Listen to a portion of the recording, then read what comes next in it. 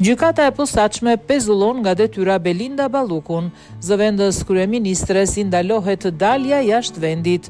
Gjykata e posaçme ka marrë 2 masa sigurie për Belinda Ballukun.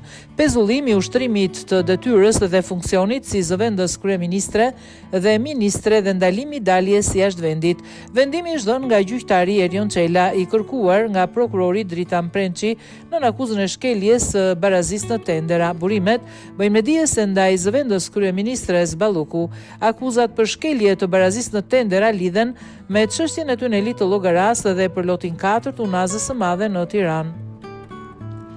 SPAK konfirmon se Balluku ishte nën hetim për shkelje të barazisë në tendera për një kallëzim të vitit 2024, ndërkohë që ka bashkuar edhe një tjetër çështje në vitin 2025. Kjo është hera e parë që një funksionare lartë, në rastin konkret, numri 2 i qeverisë të pezullohet nga detyra me vendim të gjykatës së posaçme antikorrupsion.